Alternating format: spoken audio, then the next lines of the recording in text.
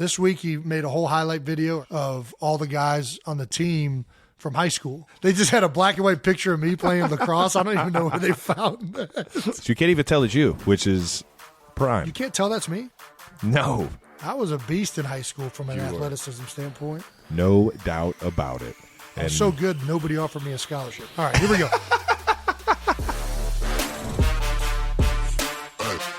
Welcome back to New Heights, a Jukes original presented by Wave Sports and Entertainment.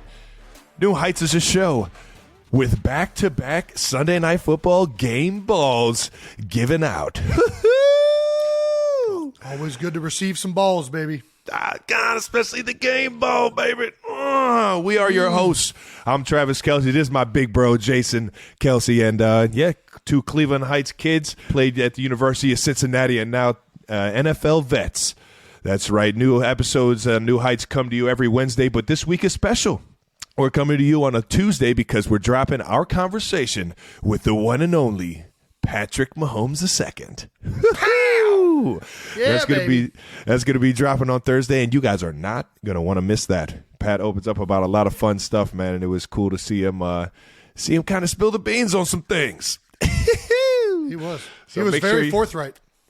Forthright, nice. Make sure you subscribe on YouTube and wherever you get your podcasts. You're not going to want to miss that episode. And as always, follow the show on all social media platforms at New Heights Show. Jason, what we got coming up, brother? We got a really great episode, Trav. Shocker. We might have a better one coming Thursday, but this one, we're dropping it right now, is going to be pretty good. All right. We're going to recap the Chiefs' win over the Rams, the Eagles running wild over the Packers on Sunday night, and maybe the greatest heads-up play of all time. I don't know. We'll debate that. We'll talk about it. But first, as always, it's time for New News. Still the number one sports podcast. Boom. And like Travis said earlier, we've got an incredible episode coming up on Thursday with Patrick Mahomes. The second, 2 p.m., baby, is coming on live. Trav, what did you think about the conversation? Man, it was so much fun. And he spilled the beans on some stuff that I did not know. Yeah, he let out some things. Yeah, talked about his draft day story, which I think was shocking to both of us. Yeah, it was awesome. You know, quarterback Mount Rushmore. Yeah, he basically drafted himself. It's crazy. Well, let's not tell. We're not supposed to tell people. We're supposed to tease it. Just say, hey, interesting story. Throw the cookie out there. Don't let him eat it yet. You know what I mean? Fuck. My bad, guys. Just put the cookie on the plate so they can see it. So he told us. Ah! What are you doing? We'll get to it Thursday. Tune in. It's going to be a great episode. Also, I dropped a Christmas album. Oh! Me, Jordan Mailata, Lane Johnson, and a bunch of musicians, Charlie Hall. Yeah. Sold out. Been a lot of fun. We're sold out. Sold out of the vinyl. We are. Man. We sold out all of the vinyls. We made a limited supply. Thanks to all the support and everybody else buying them. Yeah. Raised a lot of money. All the proceeds that we're raising are trying to go to the CCTC. That's the Childhood Crisis Treatment Center in Philadelphia. Very cool, man. They have families of kids that need gifts around the holidays. They all make a list. And if it has to be within a certain dollar range, but then they go out and they buy these gifts for these kids. Nice. So man. You guys are doing it right over there in Philly, man. Yeah, that was the idea behind it the whole time. You know, I thought it sounded like something fun to do. We all thought it would be really cool. And at the end of the day, it's going to make some kids Christmas. I'm not going to lie. When you played it for me, I was kind of blown away. I was like, I didn't expect it to be like actual like versions of like songs. I thought you guys were just going to like sing like songs that were already made. And it's like you guys kind of made them your own, which was really cool. Yeah, I think we were really fortunate to run into one Charlie Hall, who was a guy that me and Connor Bowen had known for a long time. He's the, shout out to CB real quick, bro. Yeah, shout out to CB, producer of the album, produced his first album. Pretty awesome. So Charlie, the drummer for the band War on Drugs, also has another band, an a cappella group that sings around the holidays in Philadelphia, comprised of a lot of other musicians, is really connected and kind of knew a lot of people, and also arranges music himself. So we kind of told him this idea, and sure enough, I mean, it was like kind of I don't know. It's just like everything kind of clicked at the right moment. It was a lot of fun. For me, I get to do what I've been doing my entire NFL career, just ride the coattails of much more talented individuals and just be involved, brother. Listen, you don't got to be the star, kids. Just be involved. You just got to be involved. You just got to leave the house. Just get outside, baby. You just got to go outside and see what you can do for yourself, man. So, yeah, Jordan Mailata does a lot of the heavy lifting on the album. Lane Johnson, I think, is going to surprise a lot of people with how great of a singer he is. And then the other musicians that participate, there's too many to rattle off right now. But, I mean, the amount of people that were willing to lend their talent, their creative ideas, and just good energy to the project really made it something special for all of us. Man, I hope that everyone else enjoys it as much as we did making it. Yeah. Happy holidays. All right, now you can still get it on like iTunes and everything, right? Like you can. So you can listen to, well, not yet. So we're releasing one song a week. Yeah. And we did that to try and tease the album because we wanted people to buy the album so we could raise money for CCTC. Now that the album's all sold out, I think we're still sticking to the plan, which is one song a week every Friday. We released our first single last Friday. Mm-hmm. This Friday will be another one. It's going to be like that till Christmas. And then 2 days before Christmas, the whole thing will be on Spotify and all the songs will be available. All righty. Be looking forward to them Fridays. And iTunes. I don't want to be Spotify. Wherever you get your music, streaming service, it's going to be on that. Or you can buy it on iTunes. But the vinyl was the hard copies that we were making. Right on, big dog. In other new news, we are now both in the Sunday Night Football Winners Club graphic. I don't know if you saw this. They even gave us little podcast mics. We got the mics, man. Sure enough, I don't know if they did this on purpose, but they sat us on a couch next to Patrick Mahomes. Almost as if they were teasing our episode coming out. This is like a live representation. Sunday Night Football is a fan of the show. Of what's coming this Thursday. I mean, we got Tarico giving us shout outs. We got I don't know, we got graphics being made. I think everybody's listening to the show over there on Sunday Night Football. Hey, QB sneaks seem like that they're the highest rate of all time. So, I mean, this show is taking the NFL to new heights. There's no question about that. Ooh, that was a nice play right there. You know it. That's a good little bit. All right, let's get to the fan mentions of the week. Everyone hit us up for Mama Kelce's marshmallow cinnamon rolls. She shared that recipe on Twitter. It is not very complicated, but it is delicious. Ooh. So, yeah. How were they? How were they? You got to enjoy them. I haven't got to enjoy them. You know exactly how they were. They were the same way they are every single year. Absolutely delicious. Sticky. You got to be careful because a lot of times they kind of rupture. You know what I mean? You get that I don't even know what it is. It's probably the sugar. It's just all over your fingers. But it's a melted marshmallow, man.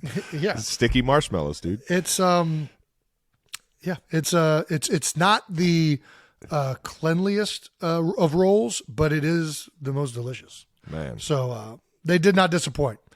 And along with everything else, my wife and my mother-in-law also made an entire other Thanksgiving dinner. Lise, Kylie, you guys killed it. Especially with my other dish that I mentioned, green bean casserole. Big fan of the green bean casserole. All right. And then the other part about Thanksgiving we didn't even talk about is the leftovers. That might be the best part. Man, come on now. The meal itself is great. Give me a Hawaiian roll. It's the gift that keeps giving. Those sandwiches that are made next day, stuffing turkey, is it cranberry sauce right on top? Yeah, I'm out on that. But the ham with picky eater. The mac and cheese on a Hawaiian roll. That was an Ed Kelce staple. That is a good one. Oh man. All righty. Well, must be nice. Other fan mentions. We got fan art from the games. We got signs. We got signs? We got sign fans. We got sign fans out at the games. It's crazy. From Tanya from the Chiefs game. New Heights, sexy fat Batman and Big Yeti for president. The kingdom loves you. Tanya, I love the support, but I can assure you there is 0% chance you want either of us to be president. Not only do neither of us know what we're doing, but I'm pretty sure Big Yeti's only understanding of United States government comes from The greatest movie, the National series of all Treasure time. trilogy. Nicolas Cage, baby. Nicolas Cage taught him everything he knows about our democracy. So I don't know that we should be running countries, but I sure appreciate the sign and support. I'll tell you what, if I'm ever president, I'm finding that treasure and I'm showing everybody. Yeah. The first headline of your presidency is Travis Kelce ruins Constitution with lemon juice on the back of it. Travis, I promise you there's not a map on it. I know it's here. It's invisible don't you ink, you question idiots. Rebecca on Twitter, also at the Chiefs game. Taking the game to new heights. Go Chiefs and 87. Hey, new heights, baby. Taking it up to new heights. I mean, you really are. You are taking it to new heights. You broke your single season touchdown record this last game. Nice. That's a new height, baby. That is new height. You still got 6 games left. You're going to break your record pretty much. Who knows how many more times? Hopefully I can keep breaking it, man. Hopefully. Oh, come on. You You better. know what I mean? I better. Speaking of scoring touchdowns, El Toro on Twitter. Sadie made a sign about new news. New news, I'm here to spend my 13th birthday with the Big Yeti. And she also asked if you would score a touchdown for her. Ooh. Trav? Well, way I to guess go. it came true. You did it. It came true. You First, did it. second drive, I think. Yeah, happy birthday, Sadie. Happy birthday, Sadie.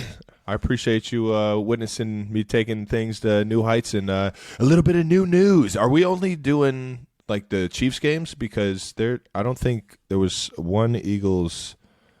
Yeah, no, there's not one Eagles. So I guess Chiefs fans are the only ones listening to the show. Well, the Chiefs fans were the ones that were making the signs. Yeah. You know, Eagles fans, there are a lot of signs from Eagles fans. Used to be a whole guy called Sign Guy. Side guy. Was he throwing up good signs, bad signs? Yeah. Philly's a heavy negative sign. There shouldn't can't be a talk damn about this. sign in the stadium right Sign now. man. Okay, you guys are what 9-1 now? 10-1. 10-1. Ooh, I know. that's Feels spicy. good. 10-1. Feels good. But how about we tee up 12 bold topics to Let's get it wrap rolling, up Week baby. 12 in the NFL, baby? Starting off with both of our games. This is how we do it. Jason tees up topics on my game. I do the same for his, and then we touch on a few other subjects throughout the league. But Jason, let's get this thing started with a little Chiefs Rams. Let's go, baby. Chiefs 26, Rams 10. Bang! You guys kept it rolling, and we've got more Travis records to break down. I mean, what are we doing? Keep going, though. All right.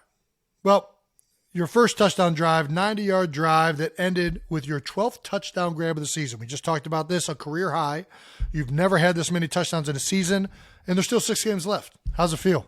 Feels like we could have used another one in the second half, especially in the fourth quarter, to try and seal that game even more. But you know, it's a cool it's cool to see, you know, progression and stuff like that. But at the end of the day, I mean, I'm not really counting TDs. You know, I'm trying to get dubs. Trying to count wins.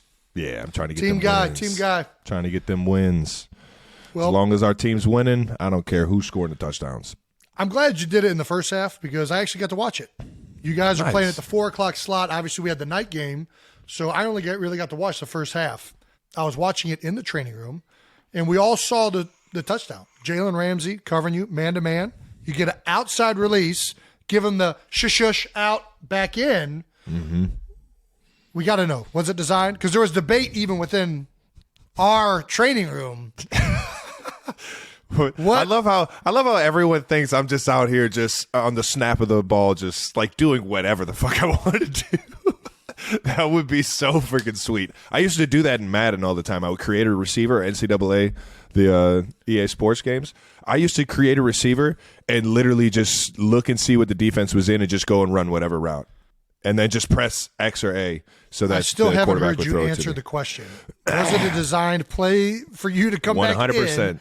100% designed by gosh. Andy Reid. Oh, my gosh. But what you saw was there was a hesitation in the route that I was going to do something that I wasn't supposed to be doing. And that's when I beat him with the outside release. Gotcha. to just go outside because I believe it was a 2-man where the defenders typically have an inside leverage on you in terms of the man-to-man coverage. Yeah, I don't know. You know. Yeah, no, for sure. There was 2 safeties deep. But when I went outside, man, I knew there was nobody to the right. I was really thinking like I should go, but then I felt Jalen come with me a little bit, like kind of close the distance. You felt him take that step.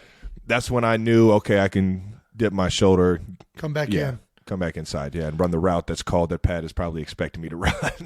That's awesome. So you almost did it was the double fake. Yeah, it was the double fake. You double faked yourself. You were like, I'm gonna outside release. Were you trying to get outside release, or were you trying to go inside? No, I was trying to go inside. I was supposed to be on the opposite numbers. Yeah, he took it away at 20 yards. You went outside, and they're like, "Screw it, I'm already outside. I might as well keep going outside." And then you're like, "Wait a minute, Travis, don't do it. Don't do it." You can almost hear Andy yelling at you on the sideline if you do it. I can see him just right here. Come here. Sit right here. Why the fuck did you do that? He doesn't cuss. Why'd you do that? Yeah. Well, it worked. 12th touchdown of the season, and it was on one of the best coverage players in the NFL, Jalen Ramsey. Yeah. Back-to-back weeks, touchdowns and man coverage against Derwin James and Jalen Ramsey. Not too many tight ends are drawing the best coverage player for the opposing team. What's it feel like to draw the other team's best player? It's an honor, man. It's an absolute honor. You know, we do things to try and stop pass rushers, the best pass rushers in the league. We do things like chip them into routes, or, you know, a guy like Aaron Donald will specifically scheme to, okay, let's make sure we get 4 hands on this guy. You know, let's call the pass protection however we want so we can get, you know. And that's the ultimate honor, man. And I'll tell you what, when you have success with that, man, that's when you just build the beast, man. And it's a great feeling. Got all the respect in the world for Jalen and obviously Derwin, as much as we've talked about both those guys. It's a challenge. It's a challenge that I love. That's the NFL, man. You get the best of the best, and when you get that guy on the other side of the ball, you know, it's just it's an honor, man. And like I said, when I got in the end zone, I didn't expect to take it to the house, though. And there was a moment, you want to talk about second guessing myself. There was a moment. I saw it happen. It was like right at the 5, you moved the ball, and I was like, dude, what is this dude about to do? I almost pitched it. I saw my guy, Isaiah Pacheco, running down the sideline trying to chase down the play, just being a good teammate, and I literally almost jacked it up. But I think what I did was I actually, number 6, the DB that missed the tackle on the 5, that I was kind of like. He faked him out. I faked him. He didn't even try and tackle me. He was like, what's going on? What's going on? I was like, bro, this dude isn't really about to pitch this, is he? Take it back to my high school days, man. Running the old triple option midline, baby. Gotta love it, man. Well, let's talk about about your other record. Andy Reid's right here. That would not way well. different than the. Come on, why are we running? Yeah. You know, no. Take care of the ball, Travis. Yeah. Let's talk about your. But other it would have record. been electric. It would have been electric. It definitely would have been electric. Because it wouldn't have been just like a 5-yard pitch. He was like 15, 20 yards away from me. I would have had to like throw it, dude. It was. I'm glad I didn't just try and screw that up one and up. let him run to it. And then it would have been bad. All righty, let's talk about your other record from the game. You have the most receiving yards in a tight end's first 11 seasons in NFL history, despite this only being your 10th season. So what had taken you in 10 seasons, it took everyone else 11 seasons. I wouldn't say everyone. I would say Tony Gonzalez. He's the one that had that record. But no, I hear what you're saying. That's fair. Well, it's really not even 10 seasons. It's really 9 seasons because your whole first year was a wash because of your microfracture surgery. Yeah. So fun times. I would say this, man. I think I was the first to 9,000 yards. Yeah. I feel like it's the same fucking record. Yeah. You just keep being the first. Yeah, as long as I'm still playing, you know, every single game, which I'm very fortunate of. It's like, I'll have that record on lock as long as I'm playing. But you're the Ricky Bobby of tight end receiving yard. Ricky records. Bobby. You gotta love it, man. I again, stuff that doesn't mean anything, but is cool to, you know, have your name on. Yeah. Cool. Well, Let's, You're not let's keep first. it going. Hopefully, You're not first, you're last. All right. exactly. Hopefully, I'm the first to 11,000, man. We just talked about him on your touchdown, where you almost, unfortunately, would have made a gross error pitching him the ball. But let's talk about Isaiah Pacheco. Pop. It's confirmed. He got that dog, in him, doesn't he? Man, he is fun to watch. So fun run. to play with, man. He's just so fun to play with, man. You can almost tell he's from Jersey just in the way he runs the football. You know what I mean? Like he runs it with attitude and like aggression and swagger. Like this is a dude that wants it.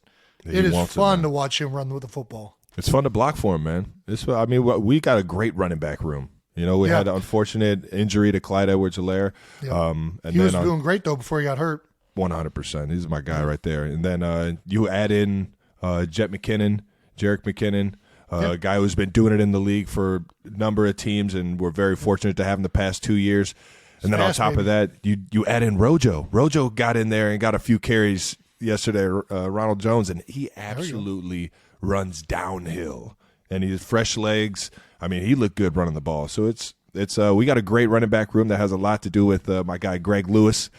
Coach G. Lou in the running back room was a wide receiver for a bunch of teams. Espy Winter, he's the one that caught the legendary touchdown from Brett Favre in the Vikings playoff game. And I think he's done an unbelievable job making sure those guys are playing free and playing fast and don't got to worry about anything but just playing for the guy next to him, man. Yeah, baby. But Pop is the man, though, man. Pacheco is certainly making the most of his opportunity. What are you talking about? What's his nickname? Pop. Pop? Pop. Yep. Just like the soda? Yeah, Pop. I gotta ask him. I gotta ask him exactly where it came from, but Pop Pacheco, baby. Probably because every time he hits somebody, he makes a big pop. Pop is making the most of his opportunity. 258 yards over the last 3 games. This past game, 22 carries, 69 yards, and a tutty. Man, he's fun to watch right now.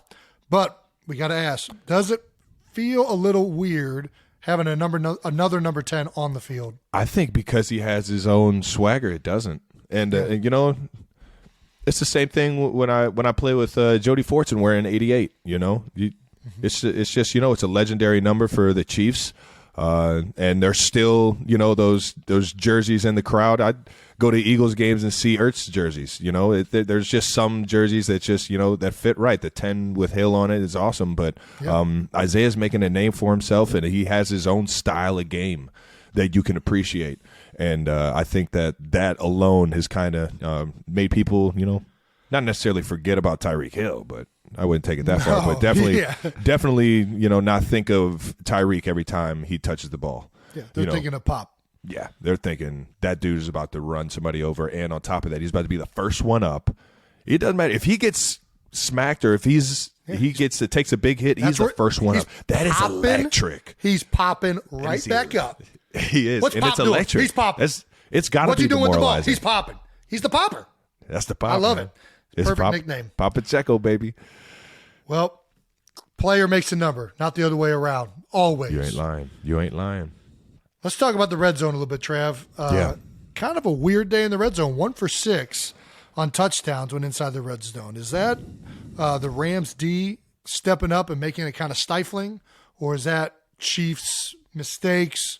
Walk us through the red zone. You can 100% give credit to the Rams defense in the red zone. You got a great front. The safeties can play a little bit more inside the box so that it's, or at least closer to the line of scrimmage. So the run game comes a little bit harder to get one in. And then on top of that, when they play that cover 4 red zone defense where they're all kind of sitting and keeping everything in front of them so that they can rally to the ball, that's you got to find ways to hit the creases in cover 4. And tighter windows. I wasn't able to find the windows as much as I thought I was going to be able to, and I know a few guys wish they would have had a few other plays back in terms of the receivers and the other tight ends. But I mean, at the end of the day, man, you've got to find a way to get your ass in that end zone, man. And against really good teams, man, that's a stat that is a very high percentage of whether or not you're going to win or lose the game.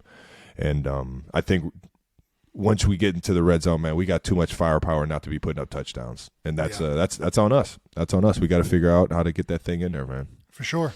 Well, speaking of plays that kind of went wrong, what happened on that trick play? Do you want to talk about that or? So it's really? They didn't really. Yeah, I mean the old turducken. Turducken. Trips right turducken. Is that what it was legitimately called? It was, yeah. That's awesome. There was more to it, obviously, but what's the at turkey the end of the day, with the duck inside, and then there's the turkey and the 3-bird roast, baby. Chicken inside. 3-bird roast. How's that work? Something like that. Either way, we good old Patrick Mahomes was talking about turducken throughout the facility, and we had a look that we thought we'd be able to get a double pass in against their defense, but they were sitting back in their cover 4 red zone defense. They didn't even rally to the ball when we ran it or we handed it off. So yeah, it was once Pat got it in his hands, there were like 4 guys on the side of the field that we were hoping nobody was going to be on. Yeah. So I stopped running over there. I was like, nah, I'm not getting the ball if I keep going this way. So I'm just going to stop here and see if Pat Mahomes can make some magic happen. And he almost did if it wasn't for Jalen Ramsey swatting the ball. Well, that's always kind of the risk you play with the trick play. It's either going to be wide open or it's going to be, it's going to look a little odd. Yeah, it's good. Yeah. We also had Ted Lasso at the Chiefs game. Jason Sudeikis. Yes. My guy, Jason Sudeikis, man. Did you meet him after the game? Yeah, no, I met Jason a few years back when I met a lot of the other familiar faces or kind of celebs that came from the KC area. They do a big softball event down at the K, the Kauffman Stadium, the Royal Stadium, called Big Slick. The Big Slick is they raise money for Children's Mercy's hospitals, and I'm talking like millions. We sell out the stadium. On top of that, we usually do a big gala down at I believe the Sprint Center, which is another arena that they sell out for a show. But you're talking big names like Rob Riggle, David Koechner, Jason Sudeikis, obviously one of them, and then and I'm watching Eric Stone Street, obviously, yeah. All KC guys have some affiliation to Kansas or Missouri or just have been Chiefs fans or Royals fans their whole life. And then they bring in a whole bunch of people. I met Weird Al Yankovic at one of these things. You met Weird Al Yankovic? Dude, yeah, and he was as weird as you would imagine, dude. That makes sense. Almost just started rapping Amish Paradise. Amish in Paradise. That is not it. Uh-huh. That was the hook. All right. I think. But yeah, no, I met him back then, and sure enough, he's been so cool, man. And those Big Slick events are so much fun. I told him I wouldn't miss another one. I ended up missing this year's, but it's a great cause. Jason's been awesome. And I was actually talking to him because we'll have the softball game, and then right after is the Royals game. So nice. Yeah, so everybody would just hang out and watch the Royals game. And he was talking about how he was going to go shoot something in London, and that was like his big next move. And little did I know that was going to be Ted Lasso. Wow. Which was extremely cool that I, just got to talk to him about, what was really going on over there in London, behind the scenes. But yeah, it was cool. I didn't even know what I was talking to him about. It was crazy. Well, it all started out as like a skit, right? Like a former football coach. It was like a commercial or something like that. And all of a sudden they decided to make a show out of it. And it's freaking awesome. I wonder if Jason knows how much guys in the NFL like appreciate the coach he is on that show. I love it. I love the positivity, the motivation, the honesty, like realness that he brings to it. I love that show so much, and a lot of the guys in the NFL do. I think it's one of those where it's like, I think Ted Lasso would make a great coach in real life. You ain't lying, man. Have you ever thought about coaching in real life, Jason? That's a great question. Yeah. Who knows, man? Maybe we'll be able to get Jason, aka Ted Lasso, on the show for an interview one of these days. I had a good convo with him. He didn't say it's out of the question. That's all I'm gonna say. So I'm not gonna say that he's gonna do it because obviously it's Ted Lasso. He's got a lot of shit going on, but for sure, yeah, it'd be pretty sweet. I'd be honored. That's probably my favorite show out there right now. My wife and I look forward to it every single time it's launching on Apple TV. Everybody's asking about Mama Kelce's dinner rolls, them Ted Lasso biscuits. Yep. What's the recipe to them motherfuckers? Hey, all I know is that he doesn't drink tea. I love a good biscuit. What's that? I just thought it was just brown. dirty brown water. And you know what? I was right. I love it. Can't beat it, man. Shout out to Jason and Rob Riggle. Rob Riggle was there. Obviously, Military Appreciation Month. He was a veteran. A lot of people Rob don't Riggle know this served? run. Oh yeah, for sure. I didn't know. believe maybe 20 years. He was. Time I know out. he served. He served. For How old is Rob Kuwait. Riggle? That's a good question. I think online will help you find that answer. I don't fucking know. I didn't ask him how old he was. He right. did serve for a very long time, and I had these sweet gloves that I got custom made from Nike.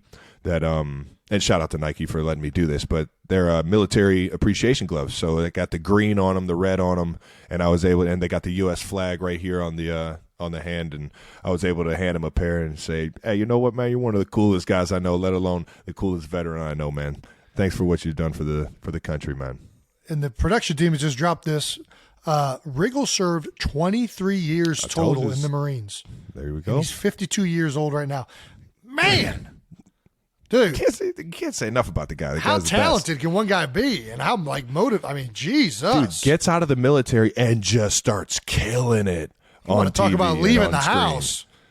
This guy left the house For 23 years. for 23 years, and he's still leaving the house. Legend. Way to go, Rob. Absolute legend. I've done some fun stuff with Big Rig, man. Played some golf with him. He's always out at Tahoe for the American Century Classic, but I always see him at Pat Mahomes, 15 of the Mahomes foundational charity event out in Hawaii. We had a good old time out there, man. So Well, he was also, you were on the, oh my gosh. What's the show? holy moly. Holy moly. Dude, Why now couldn't I think of the that name? was fun. Yeah, I'm sure. Just kicking it with the Had Big some Rig, great dance man. moves. Oh, talking about being the distractor, man. The distractor. It worked. They missed like 18 putts. Oh, you have no idea, dude. They Really? missed 20. I was out there. cut some out. I didn't have any more distractions. I was like trying to figure out. That's why I was doing the worm and I started twerking. I'm like, I don't have any more distractions. I came in with like 5, and like I mean, it's like a 12, like a 10-foot straightaway putt. Like, no. Sometimes those are the hardest ones. And it gets cold in the desert. It gets cold in the desert. It was cold that night. It did look cold. But yeah, that was funny. All right. Shout out to the Big Rig and Jason Sudeikis for coming through, representing Chiefs Kingdom at all times, baby. But let's move on to your game, man. Eagles 40, Packers 33. What I like to call old school barn burner. Just touchdowns everywhere, baby. It was it was sure as hell fun to watch, man. I was at a bar in Kansas City enjoying my win, as well as enjoying the highlight reel that you guys put together out there on the field, man. Run, Eagles, run. The Eagles ran all over Sunday Night Football as Jason broke some records too.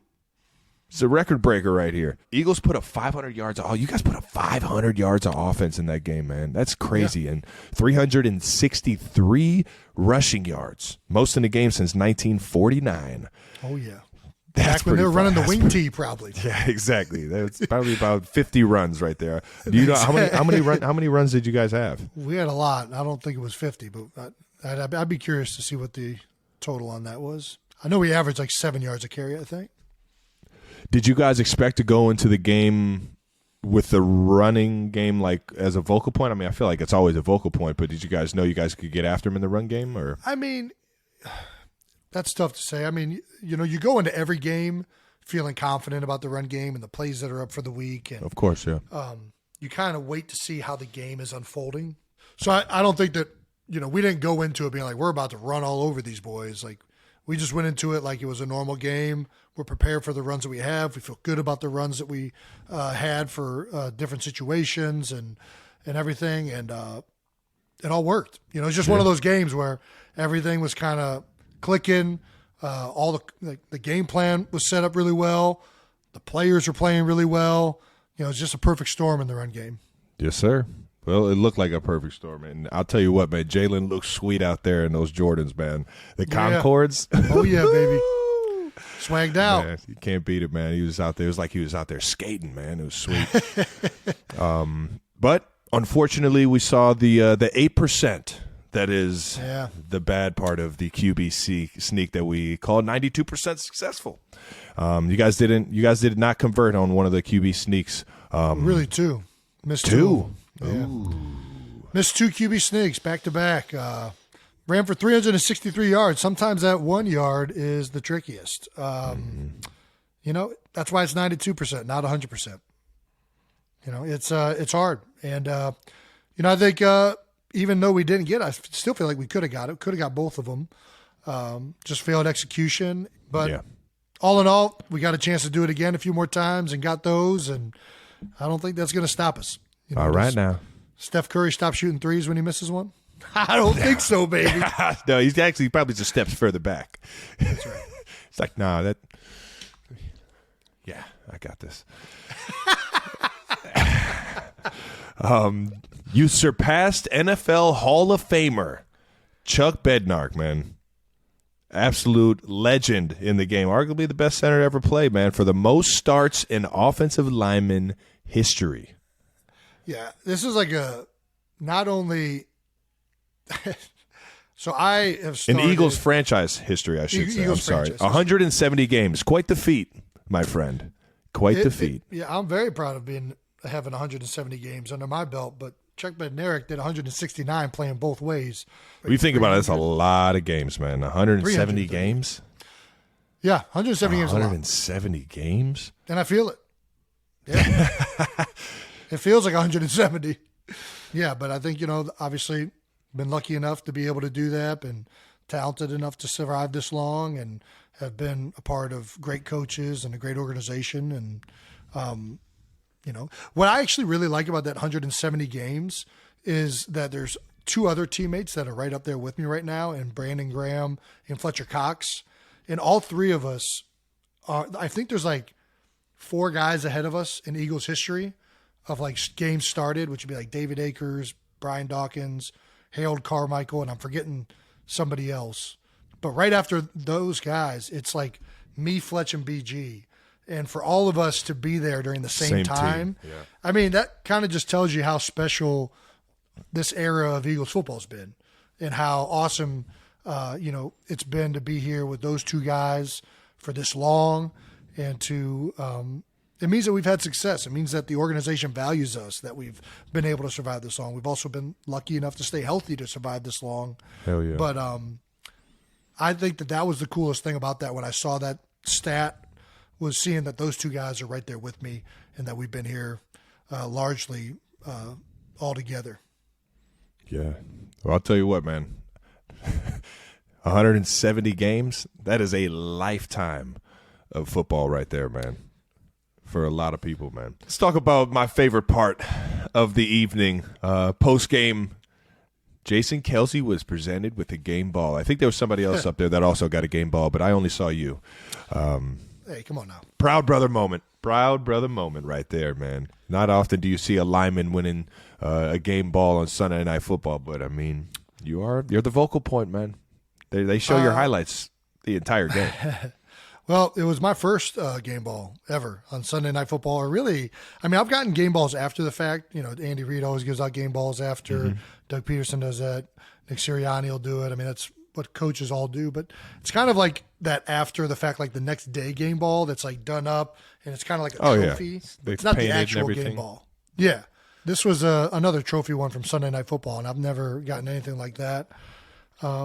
And to be honest, I don't know that it's warranted because you were speechless, Jason. You were speechless. Was I speechless? You were. I talked. You're like, I don't even. This is what do cool. I do? I've never got one of these. I mean, it was cool, but the reality is that, you know, as opposed to, you know, the passing game where like a quarterback can literally take over a game, or a quarterback and receiver just getting in sync and can dominate a defense, right? Even if, you know, 4 or 5 other guys aren't really doing their jobs. The run game's different, man. For the run game to work, everybody's got to be doing their jobs. Yeah. If one guy messes up, that run is screwed. So in some ways, like I appreciate getting the game ball, obviously, and it is cool. But the reality is, man, the only reason we had 363 yards rushing is because all 5 guys up front did their jobs. all the tight ends did their jobs. Jalen obviously had a hell of a day. Miles Sanders, nobody's talking about him, and he ran the ball so physical. I was talking about him. I'm sorry. I've been talking about him. Yeah. But, I think that's the cool thing about having a good running day is that it's truly a team effort. I think you can't just have somebody take over a game like you can in the passing game. Yeah. Whenever it's a running day, that everybody out there really gave themselves to the team and did their jobs and did it for 4 quarters. It feels that much sweeter when you come out and have a day like you guys did, man, and found a way to get a win late. I mean, it was cool, man. Did you keep the ball? I thought we were going to see it like on a mantle. No, I gave. I don't know that I want to say that who I gave the ball to. I gave the ball to because I think he gave it to somebody else. This is the way it works. I think I gave the ball. I gave the ball to Jeff Stoutland. I gave it to Jeff Stoutland because he is a big part of putting the run game together. We were all wearing the Jeff Stoutland University shirts for the game. All the O-linemen were. And I was like, man, I feel like this guy deserves the ball more than me. He's the representation of all the guys up front, right? And then I think he turned around and gave it to Miles Sanders because he's like, this is the guy that ran the ball. So, I mean, this is what you get. When you start giving the ball. This is why you don't give offensive linemen yeah, this is why we don't belong up there. We do not belong up there. I'm not supposed to be given this much glory. Hand this off to somebody else. I'm going to go back into my cave and. Well, at least one of the right guys got the ball, man. You know what I mean? There wasn't a wrong guy to give it to. You guys absolutely rolled. Jalen Hurts becomes the only QB over the last 30 years to have 100-plus rushing yards in a single quarter. That dude was out there skating, sliding on him, man. He's so fun to watch, man. I can only imagine how fun he is to play with, man. Beast. He's also the first player. You want to talk about breaking records, man. Yeah. Jalen Hurts is also the first player this century with 125-plus passing yards and 125-plus rushing yards in a half. Yeah. This guy is breaking quarter and half records. I'm not going to lie. I looked at him at one point in the half, and I was like, he was gassed. And I'm like, hey, we might want to cool it with these runs. Like, this dude is tired. Hey, feed your horse. He is running this whole thing. Shout out to Chris Pearson. He didn't. He didn't ask to stop. As opposed to me, when like I get tired and I kind of shut down, he just keeps going. I don't know how he does it. When I get tired, I'm like, man. Hey, guys! I look over the sun. Hey, can I get one? I get one. I just hear Pat in the background. I need you. Fuck. All right, here we go. It's a good one. Hopefully, Coach Reed doesn't dial me up 20 yards downfield. Okay, he is. All right, here we go. Perfect. Oh, nice. It's man-to-man coverage. Love it. Here we go. A good outside release. Exactly. Jalen's 157 rushing yards are fifth most ever by a quarterback and 27 more than the previous Eagles record at 130 set in 2010 by the one and only Michael Vick. I feel like he just break a Vick record not too long ago in terms of rushing. He's breaking these records all the time. He's just chopping them down, man. Yeah. I mean, he's truly he's electric dual threat quarterback. I mean, he's unbelievably fast. He's gifted, obviously, with his legs and his speed, and he can throw the ball. I mean, our offense right now, with the offensive line we have, with the running backs we have, with the receivers we have, and then the quarterback that can really do anything that a coach wants him to do, it's very difficult, I imagine, trying to figure out how to defend that. You got to take something away, and you can't take it all away all at once. And that's a lot to take away. Yeah, right now, Jalen, throughout the course of the season, has done a phenomenal job at taking what's there, doing what the defense has given him, taking care of the football, and making big plays for our offense, whether it's on the ground or in the air. And, I mean, no surprise. He's playing right now at an MVP level. We both are fortunate right now to be playing with quarterbacks that are playing the way they are. But, Jalen is on fire, and he's been that way all season. God, I just get excited whenever you talk about Pat Mahomes. You guys had to really like. I mean, it was a 4-quarter game, right? You guys had to fight, and it was a dog fight until the end. Well, yeah, that's where it goes sometimes. Guys getting banged up in there. I know A.J. Brown had the deal going on with his eye. He was sick. He was sick, and because he was throwing up earlier in the week. He busted a blood vessel in his eye. Yeah. He That ain't lost, gonna stop. I think, That ain't 7 gonna pounds. That ain't gonna stop Swole Batman. That ain't gonna Yeah, stop no. Swole Batman. It's going to take more than the bl- flu a to blood stop Swole vessel. Batman. All right now. Absolute stud.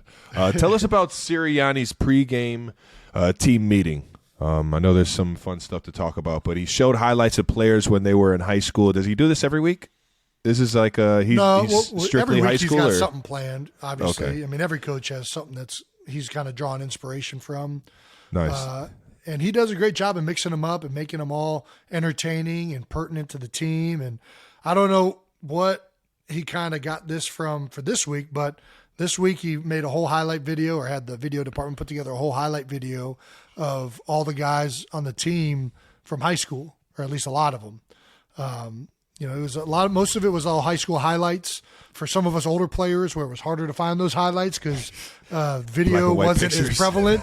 Yeah, they just had a black and white picture of me playing lacrosse. I don't even know where they found that. I had to ask for it afterwards. I've never seen that picture ever in my life, man. Yeah, so it was funny seeing some of the older guys not really have video, and most of the young guys all having like cool highlights and plenty of things to choose from. But his message is awesome, though, man. How proud that kid would be of how far he's reached, or how far each of the Eagles have come. You know what I mean? How proud would that kid be of who he is right now, right? Yeah, and we play in the NFL, and a lot of times it's hard to keep track of where you came from, or a lot of times you kind of lose sight of truly how blessed we all are to be playing in the NFL. Yeah. And it was just a great reminder. It was a great reminder that we're all out here living our dream that we had as kids. We're all out here playing a sport at the highest level in the world together. We're out here with the best players in the world at what we do. All of us at one point were a skinny kid lacrosse player in high school, or whatever version yours was at one point, not thinking that the NFL was, a realistic thing that could ever happen. And then somewhere along the lines, you realize that, hey, I guess that can happen. I guess I might be good enough to do that. But, man, don't take that for granted. Enjoy that. Man. Ever. Yeah, I think it's a great message to reiterate, and I thought it was awesome to do it in the way he did it, for sure. Yeah. We all loved it. I got to figure out where the hell he got this picture, though. This picture is it's hilarious. You can't even tell it's you, which is prime. You can't tell that's me? No, that could Did be you anybody. forget what I looked like in high school? No, if it didn't have the jersey on the number, or the number on the jersey, I would have never guessed that was just you running around. Like, you could have showed that to me. How athletic I looked? You forgot how athletic I moved, and yeah. Once you got that belly, man. People don't realize all I was old a beast. Images of you went out the freaking door, man. I was a beast in high school from an athleticism standpoint. No doubt about it. No doubt about it. I was so good, nobody offered me a scholarship. All right, here we go. Player insights on NFL storylines. Brian Robinson's big hat. The big hat. I hope you guys have seen this. We got to talk about Brian Robinson. It is quite the big hat. Being one of the best friends you could ask for. Post game, wearing this big hat, was obviously asked, hey, Brian, what's that on your head? And he said, my friend has a big hat company.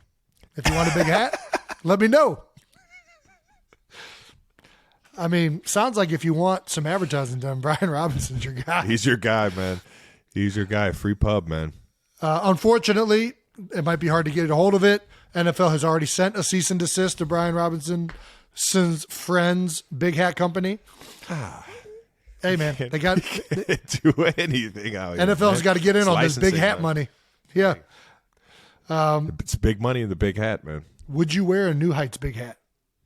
What? Can you imagine this? 1,000%. Big hat style? I'm Brian rocking Robinson it. friends? I would swag it out too. I'd swag it out. I don't know if you. I saw you swag it out a little bit. You switched from the flip flops to the Timbs. Yeah, I went back to my Cleveland Heights roots. Put the butters on. The Sunday Night Football. Got the butters fresh on. butters. Them ain't no fresh butters. Those butters are about 10 years old. I don't. As opposed to most people thinking Butters look better fresh. I think they look better weathered. That's good shit right there, man. Do you think it was a big cease and desist for the big hat company? Like, did they send like an extra enlarged cease and desist letter? I mean, that would be the way to do it, but I don't think the NFL is clever enough. I don't think. I just think they just sent it and it was like, nah. We're gonna need to stop this. One of my favorite videos of all time. Yeah. Darrell Taylor ran off the bench and onto the field during an interception return. Seattle Seahawks DB catches a pick, and he gets this dude Taylor He's gets so excited. I'm gonna go celebrate with my friends. Yeah! Realize that you can see there's a point in the video, or the point where he's on the field and he realizes this play is still going on, and he's like and just turns into a blocker. Yeah, I mean, what do you're already on the field. If he's going to throw the flag, they're going to throw the flag. You might did not get caught. That's the craziest thing. How do you miss that? I did not get caught. Out of if he would have ran back off the field, I think that would have definitely. No, but I'm saying if he would have ran back off the field, that would have caused even more attention to what he had just done. That's like what they say to receivers when they're like, hey, if you line up off the ball when you're supposed to be on, don't move. Don't give the official any reason to suspect anything. If anything, you've already just committed. Lean forward a little bit. Once you step out on the field, you're pot committed. All right, there ain't no. You're all in. I thought he handled it pretty well. He was just like, I'm just gonna start blocking. Hope nobody notices. So that was a great moment. You already know. I've thought about that, like, end of the game interception or some type of long run, like if I'm on the sideline, and it's like, dude, you know what? Let me just go ahead and take this flag. I've thought about that too. Just take this flag and save the day. If it's a game clinching scenario, there's got to be rules. Why not? Against this. There's got to be rules against this. Like there's no way they would let it happen, right? They would just give them the points, right? Yeah, it's something like what is it? Clear basket foul in the NBA. Like they give you 2 free throws or something like that if you're like on a fast break and the guy just goes creative way. I mean, it's super unsportsmanlike, but you cannot do. Hey man, I'm all about winning, baby. I'm trying to win, homie. I'm about to hug this dude. What is there a creative way to do it where they couldn't give him the touchdown? Like I feel like just grab one of the kicking balls and threw it and hit him in the face and just like startled him. Just enough for everybody else to catch up. That's a good point. I feel like I don't know who threw that ball. That came from the stands. That didn't come from me. There has to be somebody had to have already. This is for sure happened before. There's no question. We got to get footage of this. It probably happened in when the TVs were There's still no black way and white. it would be that We're not simple. the first ones to think about this when the game's on the line. I got to ask I'm going to ask the Eagles. I'm going to get to the bottom of this. Shout out to Darrell Taylor though, man. That is pure comedy and way to just turn into way to be your teammate's best friend, man. He was excited, man. That dude was excited. You realize you make a mistake, way to just go with it. That's the biggest takeaway I got. Listen, you screwed up, you just went with it. You made a good block and you didn't get a penalty. So that's how you turn a negative into a positive. That's how you get in everywhere too, man. Just act like you know what you're doing. You know what I mean? Just act like that. There have been so many times I've gone to events where I ain't had a fucking ticket, but I know where that one door is where if I just look like I know what I'm doing, I'm in. Just act the part, baby. Just act the part. Ain't nobody stopping you. Catch me if you can. It's when you look curious and you run back off the field. Now it's what's this guy doing? You know? No doubt. Just act like you know what you're doing, baby. Moving on to the New Heights Stamp of the Week, baby. This is where we shine light on anybody taking their game to new heights. Usually we stay around the NFL, but we jump around from sport to sport and league to league. And Jason, you want to go with your pick? Yeah, I got Zay Jones, wide receiver for the Jacksonville Jaguars, coming up with a big win. 11 catches for 145. And the biggest one coming with a game-winning 2-point conversion catch. And this is crazy. Yeah, I mean, just shout an out to Zay unbelievable Jones game. taking his game to the new heights, baby. Unbelievable game. It always feels good to have a game-winning 2-point conversion, I'm sure. It's like a walk-off home run. Walk-off home, you know it, baby. It's but it wasn't. They still had some time left, and they almost screwed that up. But that wasn't Zay Jones' fault. No, but the other reason I kind of chose this is because this is a crazy Doug Peterson story to me, because when Doug Peterson was in his first year with the Philadelphia Eagles, we were playing the Baltimore Ravens, same exact score, 26-27. He did the exact same thing, went for 2. That's wild. We lost. Cover 0. What? You lost? Ball got batted down. I'm pretty sure That's something very happened. that's un-Doug Peterson-like, man. That guy's got one of the biggest, Game on the line. Conversion rates. Heck Fourth yeah. down conversions. Yeah. Dougie P's your man. He's Yeah, a we guy. got it all the way down and scored a touchdown, but missed the 2-point conversion and lost the game. This time, first-year coach with the Jacksonville Jaguars, Doug Peterson, 26-27, fourth quarter, go for 2 again. Zay Jones wins it for him. How about that? I wonder what the 2 plays were, like how different they were. Do you remember what it was? I don't know what the route concepts were. And I wonder if Baltimore went with it's a different defensive coordinator now. It was definitely a blitz 0 the last time we played them. I remember that. Well, I might look that up. I'm curious. now I'm more interested in this thing. But shout out yeah. to Dougie P getting Went it right done this time. Yeah, way to get it done the second time around, baby. And then shout out to Zay Jones taking his game to new heights, man. Hell of a game. Big time win over the Ravens. Who you got? I got Donovan Edwards. As much as this is going to hurt all my Ohio State fans, backup running back for Michigan. One of the greatest rivalries in sports, baby. The Michigan Wolverines versus the Ohio State Buckeyes. Oh yeah. That was a big part of our childhood growing up in Ohio. And Huge game. in all sports really. I remember sitting down and watching the hockey games. Whenever Ohio State and Michigan were going at it, basketball, you name it. We were always tuned in and to see who got the better of the rivalry, man. And they went in and just kind of put it on Ohio State this year. And I did to all my Ohio State friends, man. It sucks, but I'll tell you what, I absolutely love it when a team can go into another hostile environment and just find a way to get a win. Big win, and it's just an eerie stadium. And why do you love that? It's just, I don't know, man. I just love that shit, man. Shout out. You just love people's hopes and dreams dying right in front of you. Who hurt you? I don't know, man. Who hurt you, Travis? I more appreciate it for the guys that have won the game than I appreciate the You just hurt. said you appreciate the misery at the stadium. I kind of do, but it's their misery for the happiness of the team that's winning. If that makes sense. There is a good feeling as a player of going into a hostile environment and shutting a crowd up. That is a all-time great feeling for a team. All-time great, and that's what Donovan Edwards did. 22 carries for 216 yards. 2 touchdowns against the Ohio State University. He played with a broken hand, man. Guy wanted to put it all out there against the biggest rival. Said, you know what, a broken hand ain't going to stop me from going for 200 on the ground. Man, that's pretty hit. Yeah, and I believe they had 2 big time long runs. That kind of were daggers late in the game. I definitely saw the one where he broke through.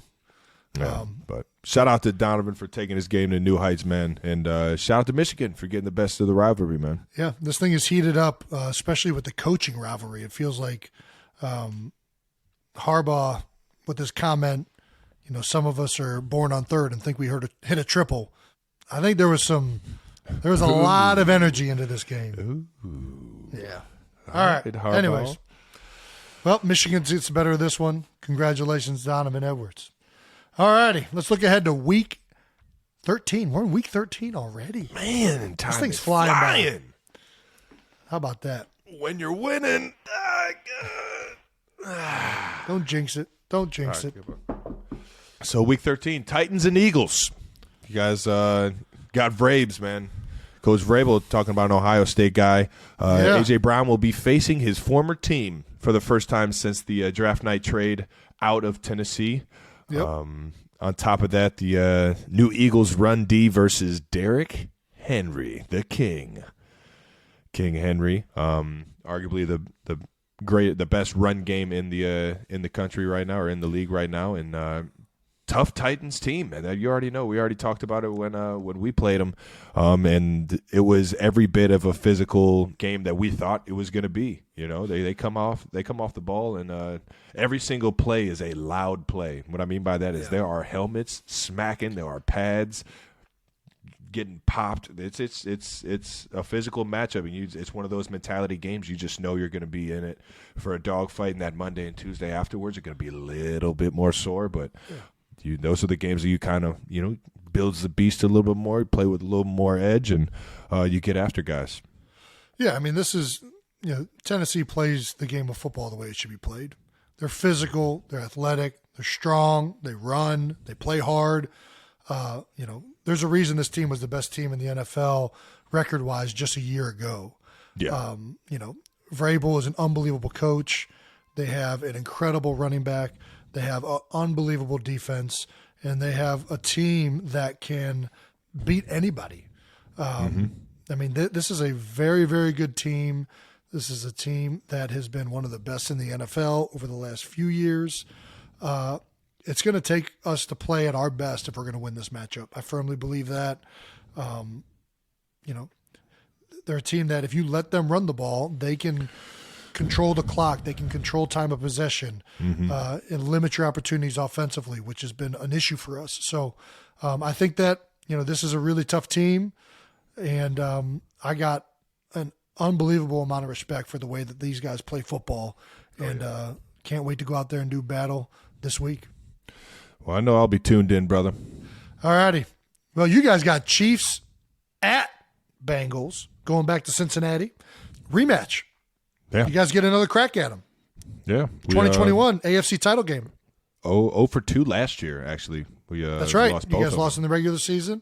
Lost and then late in December. Lost in the playoff game. We kind of talked about this when we played the Bucks earlier on. It's just playing a team when you didn't give them your best. You didn't play your best. You didn't. That it just builds a little bit more. It means a little bit more, and you want to be able to go and prove yourself to be able to go out there and have success and find a way to get a win. And sure enough, kind of the way they stopped us in the second half in both of those games. That it's been a sour taste in my mouth, and it sure as hell has been that for the entire offseason. So yeah, when I saw the Cincinnati Bengals on the schedule in December, I kind of circled it, man. I was like, nice, I get another hack at a team that I don't think I gave my best, man, or they got the better of me, and it's going to be another tough game, man. They're playing pretty damn good right now. I'm not sure in terms of health wise where they're at with all their big time playmakers. I know Chase was down for a little bit. He got put on IR, but at the end of the day, they got Joe Burrow. They got a great defense, and it's going to be a big challenge for us. All righty. Well, you guys better take care of business. I don't want to hear that excuse train coming through the show next week. All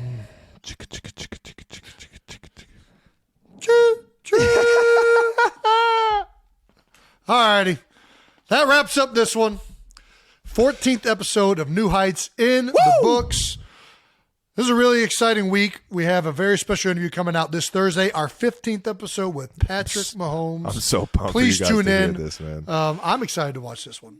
Dude. So it was exciting doing it, to say the least. What a guy, man. What a guy. Make sure you're subscribed on man. YouTube to the New Heights channel so you know when the new videos drop. And listen and subscribe wherever you get your podcasts. Once again, New Heights is a Jukes original presented by Wave Sports and Entertainment. Don't forget to follow the show on all social media platforms at New Heights Show for fun clips throughout the week.